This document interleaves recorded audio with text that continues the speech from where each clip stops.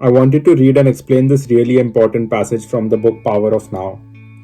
The mind is a superb instrument if used rightly.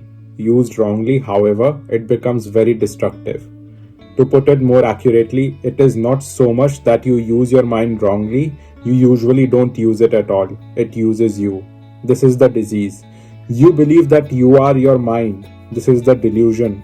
The instrument has taken over you. Such a beautiful passage, and it tells you that your mind is a tool and your tool needs to be sharpened through reading. Read books related to your current life problems instead of just overthinking about those problems again and again. If you're not feeling well emotionally, read book about emotional strength. If you're not feeling well mentally, read books about mental strength. If you're not being productive, read books about productivity. Use your mind, sharpen it through books, and then start implementing what you learn from those books. This is the purpose of the mind, nothing else.